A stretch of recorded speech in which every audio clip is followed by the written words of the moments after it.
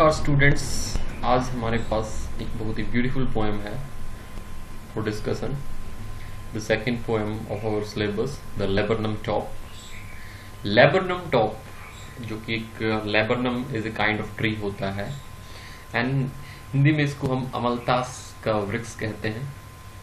And इसकी जो nature है ट्री की, वो पॉइजनस है।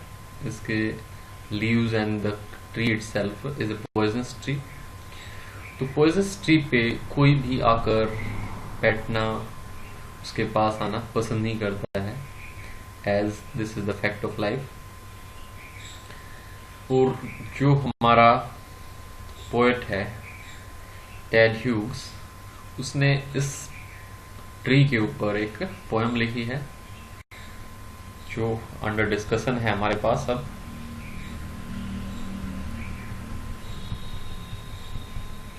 और इसमें एक जिक्र करेंगे हम इसमें एक बर्ड का, जिसका नाम होगा गोल्डफिंच, जैसा आपको इस पिक्चर में दिखाई दे रहा है। Goldfinch, this is a small bird, small singing bird. ये एक सिंगिंग बर्ड है और it is of yellowish colour. ये येलो कलर का है। Most of the part of it is of yellow colour and some of it is this is the strip of black, and again yellow and black. So and its face is striped with black and yellow. So let's move ahead. इस poem में जो first stanza है हमारा, the laburnum top is silent, quite still in the afternoon yellow September sunlight. A few leaves yellowing, all its seeds fallen. Poet इसमें describe कर रहा है किसको? The top part of the laburnum tree. जो poisonous tree है laburnum, उसके top part को poet कह रहा है कि that the top of it is silent, बिल्कुल चुप है, क्वाइट है। एंड क्वाइट स्टिल, ये दूसरा क्वाइट है, मीन्स जस्ट स्टिल, और बिल्कुल कोई मोमेंट नहीं है, बिल्कुल स्थिर है। In the afternoon yellow September sunlight, और ये जो समय है ये दोपहर का है। येलो सेप्टेम्बर सनलाइट, सेप्टेम्बर का मंथ चल रहा है, एंड सेप्टेम्बर में जो पीली जो सनलाइट है, पीला जो सूर्य का प्रकाश है, दैट इज फॉलिंग, वो आ रहा है। Where it is falling on the laburnum tree and on the top of it, इसके टॉप पर ये प्रकाश गिर रहा है। ए फ्यू लीव्स येलोइंग, और इसकी कुछ पत्तियां हैं, दे आर टर्निंग येलो, वो पीली पड़ रही हैं। और इट्स सीड्स फॉलन, और इसके सारे बीज नीचे ऑलरेडी गिर चुके हैं। इसके जो सीड्स हैं, किसके? द लेबनम ट्री के जो सीड्स हैं वो गिर चुके हैं स्टूडेंट्स। तो इस स्टैंजा में जो पोएट है वो बात कर रहा है कि द पोएट देखता है कि this is spring season, this is spring season that is sorry this is autumn season that is going on. Autumn season चल रहा है, पतझड़ का। और इस पतझड़ के सीजन में जो लेबनम ट्री है, उसकी जो लीव्स हैं वो पीली पड़ रही हैं और नीचे गिर रही हैं, और इसके सारे बीज ऑलरेडी नीचे गिर चुके हैं। तो इस पे जब सनलाइट पड़ती हैं तो इसकी जो पत्तियां हैं वो और भी ज्यादा पीली नजर आती हैं। टिल द गोल्डफिंच कम्स, ये जो पेड़ था अर्लियर स्टैंजा में डिस्कस किया था, ये बिल्कुल इसका जो टॉप था वो बिल्कुल साइलेंट एंड स्टिल नजर आ रहा था। ये कब तक रहता है silent and still? Till the goldfinch comes, जब तक कि गोल्डफिंच जो एक सिंगिंग बर्ड है, ए मेलोडियस सिंगिंग बर्ड, जब तक वो आ नहीं जाता है तब तक the laburnum is silent and still. With a twitching chirp, with a twitching chirp, जो ये पक्षी है वो मूवमेंट करता हुआ आता है, वो मूवमेंट करता हुआ आता है अपने शरीर से, चिरप, चहचहाता हुआ। that is the sound made by a bird, a sound of a bird, chehcha. A suddenness, a startlement at a branch end, and the moment the bird comes to the tree, a suddenness, a startlement at a branch end, तो branch के जिस भाग पर वो आकर बैठता है, जिस अंतिम छोर पर आकर वो बैठता है, अचानक से ए स्टार्टलमेंट, एक एक्साइटमेंट छा जाती है, एक उत्तेजना छा जाती है, मीन्स कुछ मोमेंट होने लग जाती है. Then sleek, next line is talking about then sleek as a lizard and alert and abrupt. और फिर स्लीक होता है यहाँ पे smooth.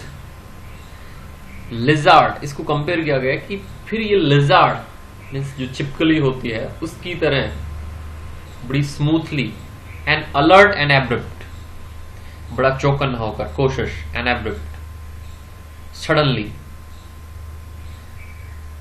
Suddenly she enters the thickness. वो जो पेड़ के अंदर जिस ब्रांच पे आके बैठी उसके और डेंस पार्ट में, उसके घने पार्ट में वो चली जाती है. कौन? The goldfinch bird. And A machine starts up, और एक मशीन जो है वो चलनी शुरू हो जाती है. मीन्स मशीन चलने का अभिप्राय यहाँ पे है द साउंड्स स्टार्ट कमिंग, आवाजें आनी शुरू हो जाती हैं. Of चिटरिंग्स and a tremor of wings and trillings.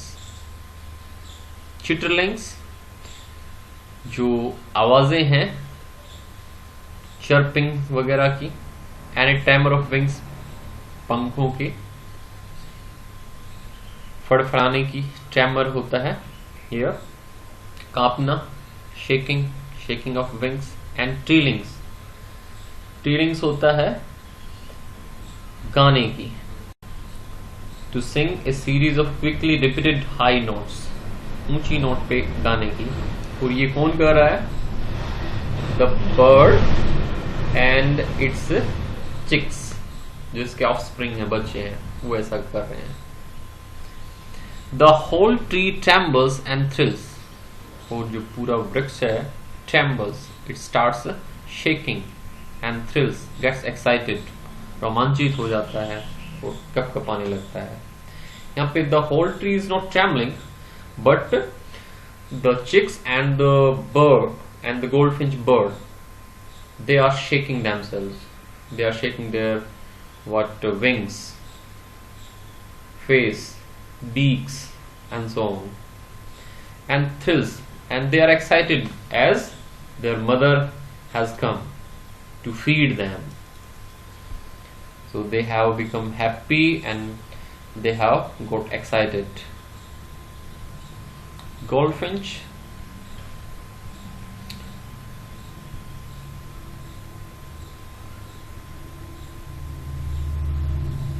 now next stanza, it is the engine of our family. हमने देखा कि जैसे ही गोल्डफिंच बर्ड उस लैबरनम ट्री में आई है, तो जो नेस्ट है उसका in the deep part of that tree, उसमें जो उसके चिक्स हैं वो एक्साइटेड हो जाते हैं और मूवमेंट करना शुरू कर देते हैं, वहाँ पे आवाजें निकालना शुरू कर देते हैं.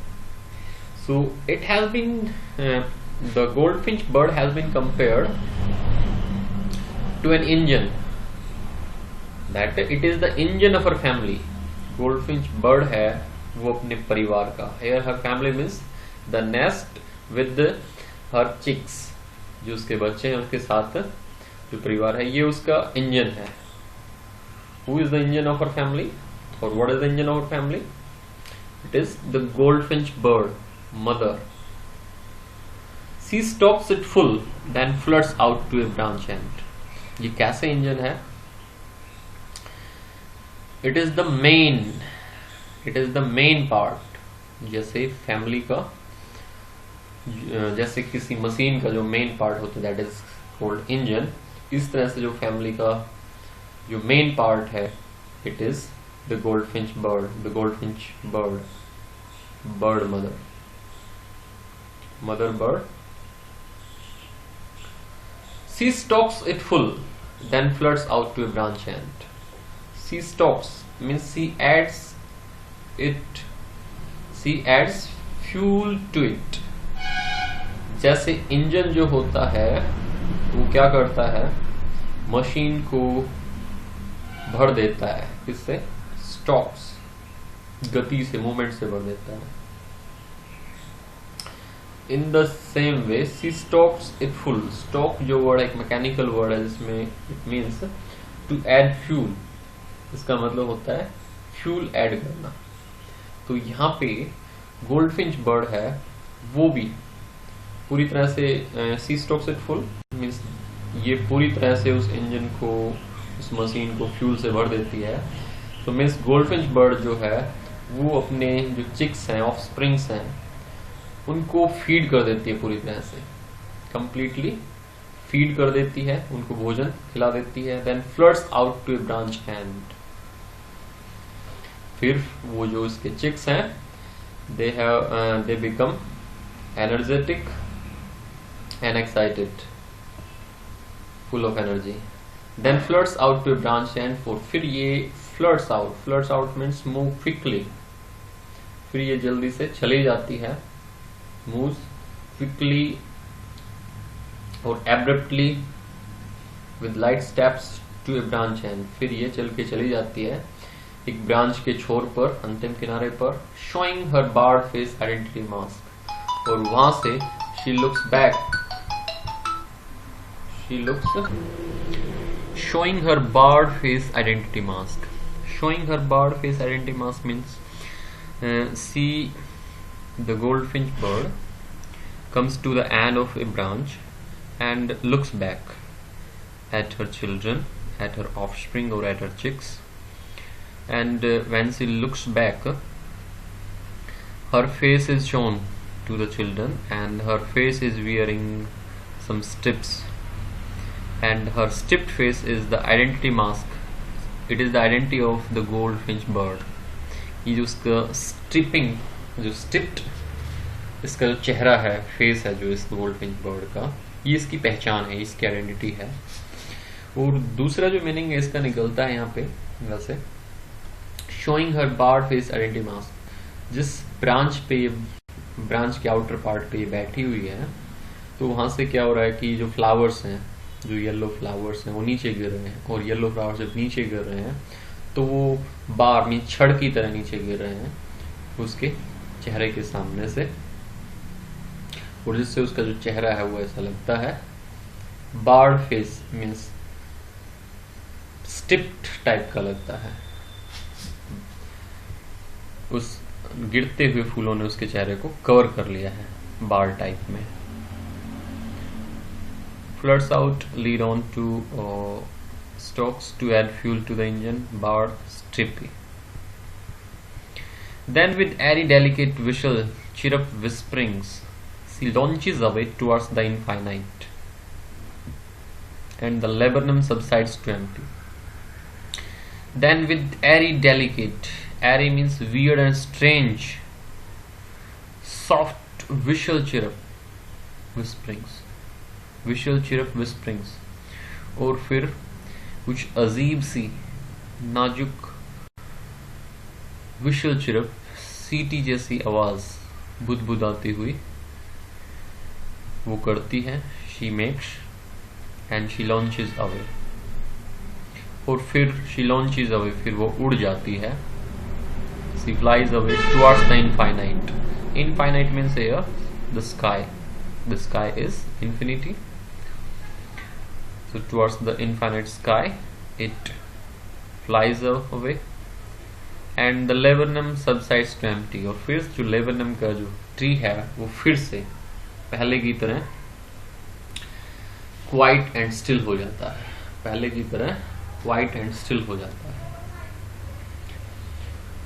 सो हमने इस पोएम में रीड किया कि किस तरह से जो पॉइजनस ट्री जिसके ऊपर आकर कोई बैठना पसंद नहीं करता बर्ड, कोई व्यक्ति उसके नीचे बैठना पसंद नहीं करता,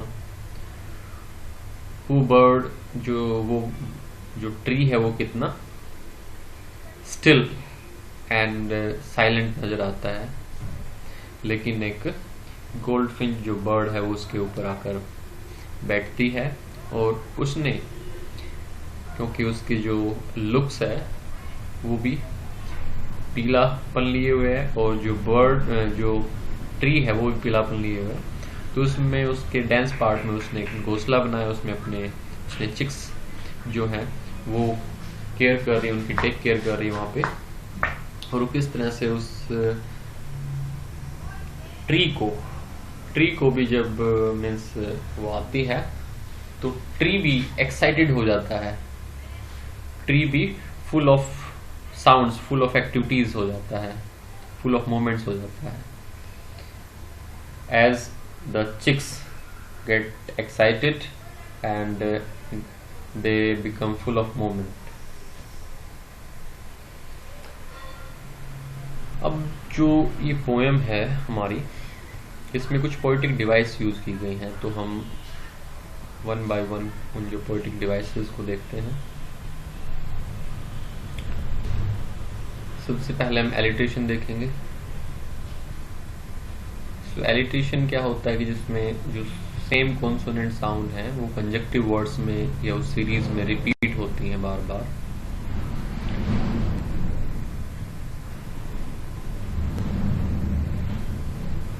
The laburnum top is silent, quite still in the afternoon, yellow sunlight.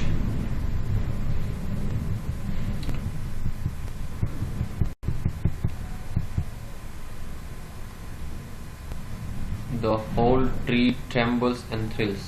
यहाँ पे we can see tree tremble and thrills. We can see there is alliteration.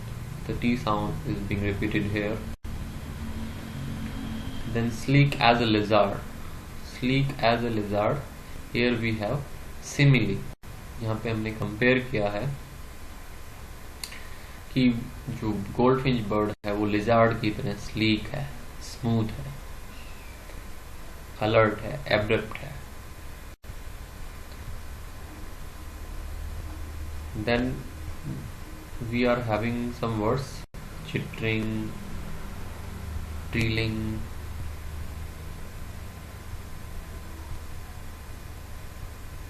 and we have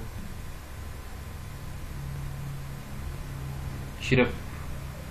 These are the words which are examples of onomatopoeia, जिसमें जो word हैं वो same meaning, जो word की जो sound होती है और जो उसका मीनिंग होता है उन दोनों में सिमिलरिटी होती है, काइंड ऑफ सिमिलरिटी होती है। तो यहाँ पे जो चिरप है उसका जो मीनिंग है वो सेम काइंड ऑफ साउंड को रेफर करता है। That's why it is onomatopoeia. Then we have, it is the engine of our family.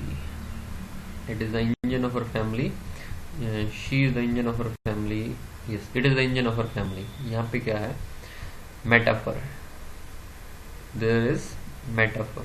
यहाँ पे a comparison is taken for granted. Goldfinch bird has been compared to the engine. Goldfinch bird has been compared to the engine of our family, as if she were the engine of our family.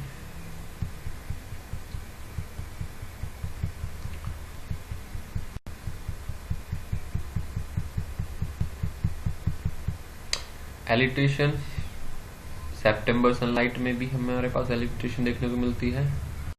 Tree trembles में भी simile, sleek as a lizard, we have already discussed. Metaphor, she enters the thickness and a machine starts up, the noise created by the movement of bird is compared to the machine's noise.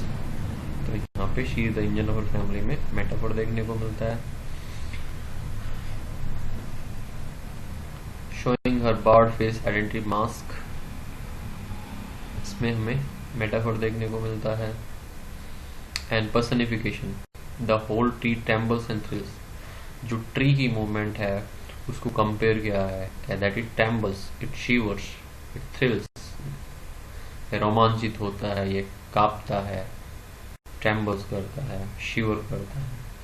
So these are the activities related to human being. So it has been personified. Transferred epithet. Transferred epithet. Her barred face identity mask. Her barred face identity mask. जिसमें the figure of speech where the adverb is transferred to another noun. जो किसी noun से, जिस noun के सामने प्रयोग किया जाता है, ये उसको क्वालिफाई नहीं कर किसी अन्य नाउन को क्वालिफाई करता है. तो उसका जो बार्ड फेस है, और बार्ड फेस ये जो क्वालिफाई करता है किसको, कि जो फ्लावर्स जो फॉलिंग कर रहे हैं, जो फ्लावर्स फॉल कर रहे हैं, उनको क्वालिफाई करता है. कि जैसे कि उसके जो चेहरे के सामने मीन्स सलाखें या बार्स जो वो नीचे गिर रही. Then we have what, oxymoron.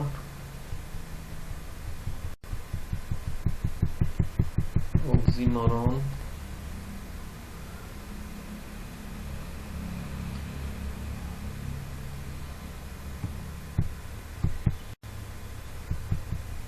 oxymoron. No, there is no oxymoron. अब इसमें जो थीम है, वो थीम है इसमें इसका लव इन लाइफ. इसका थीम है स्टूडेंट्स लव इन लाइफ. कि जो गोल्डफिंच बर्ड है वो अपने लव की वजह से अपने चिक्स को लव करता है. That's why it comes to them and takes care. She comes to them and takes care of them. And जिसको कोई लव नहीं करता है लैबरनम ट्री को, उसको भी ये जो गोल्डफिंच बर्ड है उसको लव करता है. And comes to it and fills it with movement and noise, sound, उससे भर देता है. दूसरा जो इसमें है हार्डशिप्स. हार्डशिप्स जो डिफिकल्टीज होती हैं, तो लैबरनम जो ट्री है उसको भी हार्डशिप्स का सामना करना पड़ता है. कि वो अपने आप को अकेला महसूस करता है. No one comes to him, कोई उसके no one comes to it, कोई इसके पास आता नहीं है, कोई इस पे कोई शेल्टर नहीं लेता है. Just except a few birds like goldfinch. Second thing, जो गोल्डफिंच बर्ड है उसको अपने चिक्स का टेक केयर करने के लिए, उनको फीडिंग करने के लिए सुबह जल्दी अर्ली इन द मॉर्निंग निकलना पड़ता है भोजन की तलाश में. फिर उसको कलेक्ट करके लाकर उसको फीड करना होता है. एंड उसे अपने जो चिक्स हैं उसको एक नेस्ट में रखना होता है, और नेस्ट को भी ऐसे वृक्ष में रखना होता है जिससे पता न चले अदर बर्ड्स को, so that they can kill them, ताकि उन्हें मार सकें. इसलिए उनसे बचाने के लिए she has made a nest in the dense part of the laburnum. अब जो पूरी पोयम है इसकी एक अलग इंटरप्रिटेशन भी है. और वो इंटरप्रिटेशन क्या है कि जो हमारा पोएट है टेड ह्यूग्स ने ये जो पोएम है वो कुछ इस मायने में भी लिखी है कि टेड ह्यूग्स अपने आप में एक ट्री है, लैबरनम ट्री है, पॉइजनस ट्री है. और जो बर्ड है दैट फ्लाइज टू इनफाइनाइट, ये उसकी एस्टेंस्ड वाइफ है सिल्विया प्लैथ. ये उसकी एस्टेंज वाइफ है जिसने उससे जुदाई ले ली है, जो उसको छोड़कर चली गई है. शी इज नो मोर, वो नहीं रही है because she has committed suicide. इसने सुसाइड कर लिया और ये अपने पीछे 2 बच्चों को छोड़कर गई है. whom the poet has to reach. जिनको पालन पोषण कवि को करना है, टेड ह्यूग्स को करना है। तो इसके मायने कुछ ऐसे भी हैं कि जो सिल्विया प्लैथ है उसके आने से जो पोएट की लाइफ है, it became full of sweet sounds, full of activities, full of excitement. और जैसे वो चली जाती है तो फिर से